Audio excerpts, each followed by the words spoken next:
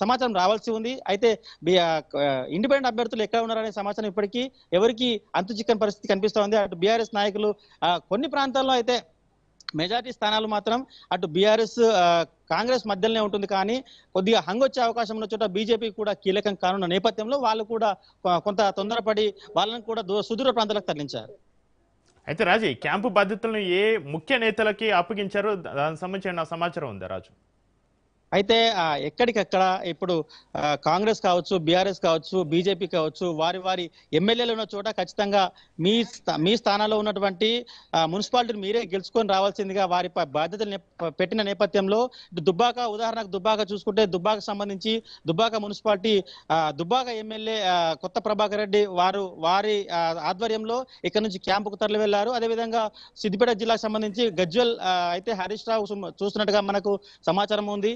అదేవిధంగా తూప్రాన్ సంబంధించి కూడా హరీష్ రావు చూసినట్టుగా సమాచారం ఉంది. అదేవిధంగా మెదక్ సంబంధించి మెదక్ పద్మా దేవేందర్ రెడ్డి, తర్వాత నర్సాపూర్కు సంబంధించి సునీత లక్ష్మారెడ్డి వారి కన్సర్నల్లో వారి తీసుకుపోయినట్టుగా కనిపిస్తా ఉంది. అదేవిధంగా సంగారెడ్డికి సంబంధించి సంగారెడ్డి చింత ప్రభాకర్, జైరాబాద్ సంబంధించి మాణిక్ రావు, ఇట్లా ఎక్కడెక్కడైతే ఎవరెవరి అభ్యర్థులు వాళ్ళ ఎమ్మెల్యేలు ఉన్నారో లేకపోతే బలమైన నాయకులు ఉన్నారో వారి అభ్యర్థులను పార్టీలకు వాళ్ళు గిఫ్ట్ గా ఇవ్వాలి కాబట్టి, వాళ్ళు ఇచ్చిన మాట ప్రకారం నిలబడాలి కాబట్టి వాళ్ళ అభ్యర్థులను తీసుకుపోయి వాళ్ళ గుప్పెట్టుకున్న పరిస్థితి కనిపిస్తా ఉంది. ముఖ్యంగా మెదక్ జిల్లాకు సంబంధించి అటు హరీష్ రావు జిల్లా అధ్యక్షుడు కొత్త ప్రభాకర్ రెడ్డి సారథ్యంలో వీళ్ళందరూ కూడా క్యాంపుకు తరలిగా కనిపిస్తుంది. అదేవిధంగా మెదక్ సంబంధించి అటు మైనంపల్లి హనుమంతరావు, మైనంపల్లి రోహిత్ రావు వారికి సంబంధించినటువంటి వారి కన్సర్నల్లో క్యాంపుకు వెళ్ళినట్టుగా కనిపిస్తా ఉంది. అదేవిధంగా సంగారెడ్డి జిల్లాకు సంబంధించి అటు చింతా ప్రభాకర్, తర్వాత జగ్గారెడ్డి కూడా ఆ జిల్లాలో కొన్ని అటు సదాశివపేట, సంగారెడ్డికి సంబంధించినటువంటి అభ్యర్థుల్ని వారి కన్సర్న్లో ఉంచినట్టుగా కనిపిస్తుంది. అదేవిధంగా వారు వన్ సైడ్ అయినటువంటి ఏదైతే ఆందోళ్ తర్వాత నారాయణకి సంబంధించి దామోదర్ రాజనరసింహ చూస్తున్నారు, కానీ అక్కడ పెద్దగా లేకపోవచ్చు. ఎందుకంటే అక్కడ కాంగ్రెస్ గెలిచే అవకాశం సుస్పష్టంగా కనిపిస్తుంది.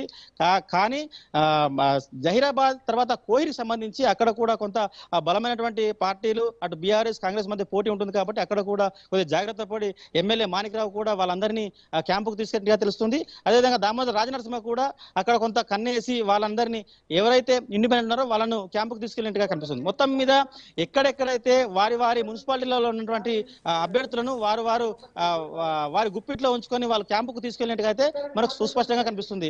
ఈ క్యాంపులకు సంబంధించినటువంటి విషయంలో ఇప్పటికే అటు దామోదర్ రాజనరసింహ కావచ్చు, ప్రభాకర్ కావచ్చు, తర్వాత కొత్త ప్రభాకర్ రెడ్డి కావచ్చు, హరీష్ రావు కావచ్చు కీలకంగా వ్యవహరిస్తూ వాళ్ళందరినీ కూడా క్యాంపులకు తీసుకెళ్ళినట్టుగా మనకైతే సుస్పష్టంగా సమాచారం అయితే అందుతోంది. అయితే రాజు, కౌంటింగ్ ప్రారంభమైంది. ప్రస్తుతం కౌంటింగ్ కేంద్రాల వద్ద పరిస్థితి ఏ విధంగా, సిచ్యువేషన్ ఏ విధంగా ఉంది? కౌంటింగ్ హాల్లోకి ఎవరెవరికి మాత్రమే ప్రవేశం ఉంది? అక్కడ అభ్యర్థులు కానీ ఏజెంట్లకి పాసులు ఇచ్చారా? అక్కడ వరకు ఏమైనా సపరేట్ గ్యాలరీలు ఏర్పాటు చేశారా రాజు? అక్కడ ఏంటి సిచ్యువేషన్?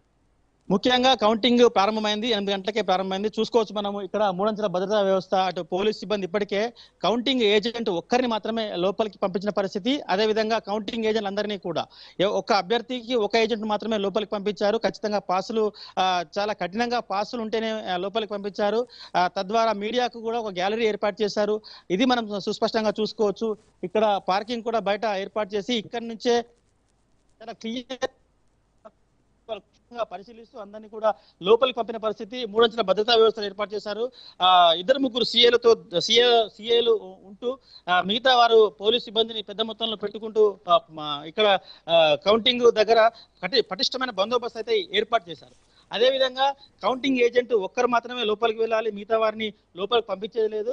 మొదటగా 1, 4, 7, 11 అట్లా ఒక 4 వార్డులు ఫస్ట్ మొదటగా లెక్కింపు జరుగుతుంది. తద్వారా మిగతా వార్డులకు సెకండ్ టైం జరుగుతుంది. కాబట్టి ఎవరెవరైతే నలుగురు ఉన్నారో వారిని మాత్రమే మళ్ళీ వీళ్ళందరినీ కూడా కౌంటింగ్ ఏజెంట్లందరినీ కూడా ఒక టెంట్లో వేసి ఆ టెంట్లో ఉంచి ఎవరైతే కౌంటింగ్ ఏ వార్డులు అయితే ముందు జరుగుతాయో వాళ్ళని మాత్రమే లోపలికి తీసుకొని ఆ కౌంటింగ్ అయిపోయిన తర్వాత వాళ్ళని బయటికి పంపించి మిగతా కౌంటింగ్ వార్డులు ఏవైతే ఉన్నాయో వాళ్ళు మాత్రమే లోపలికి పంపిస్తారు. అట్లే ఈ విధంగా సాయంత్రం వరకు, అంటే ఈ మధ్యాహ్నం వరకు అందరూ కూడా కౌంటింగ్ ఏజెంట్ అందరూ కూడా అక్కడే ఉండాలి.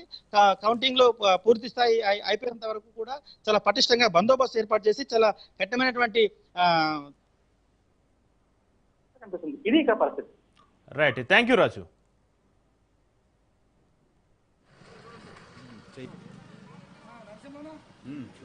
Oh.